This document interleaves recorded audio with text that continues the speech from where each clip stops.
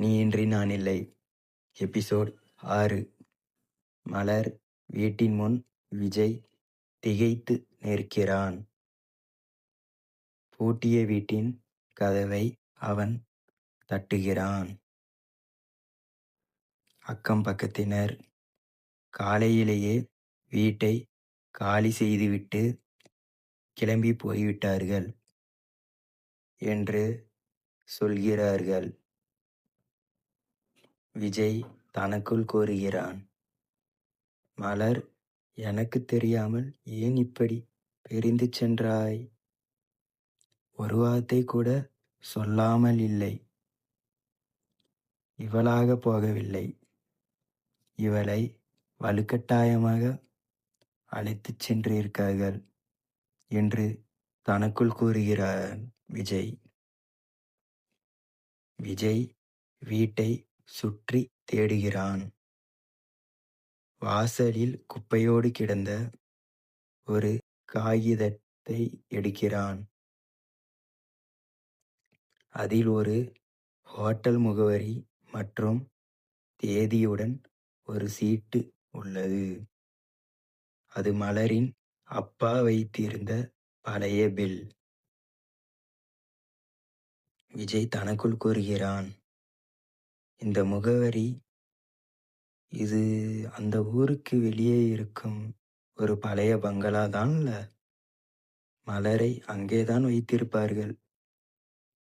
விஜய் தன் பைக்கை எடுத்துக்கொண்டு மின்னல் வேகத்தில் அந்த முகவரியை நோக்கி பயணிக்கிறான். விஜய் பைக்கில் செல்லும்போது கடந்த கால நினைவுகள், மலர் சிரித்தது, பேசியது எல்லாம் மனதிற்குள் ஓடுகிறது. இடையில் மழை பெய்கிறது. அந்த மழையிலும் விஜய் நிற்காமல் செல்கிறான். விஜய் மனதிற்குள் கூறுகிறான், நீ என்னை விட்டு போயிருக்கலாம். ஆனா உன் மனசுக்கு தெரியும் நான் வருவேன்னு. உன்னை இந்த சிறையில் இருந்து மீட்காம நான் விடமாட்டேன் மலர் என்று மனதிற்குள் கூறுகிறான்.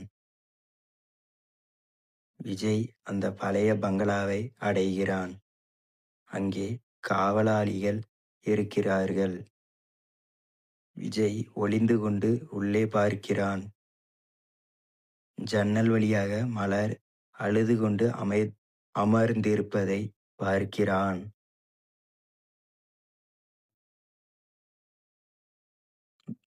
விஜய் அவன் உள்ளே நுழைய வழி தேடுகிறான்.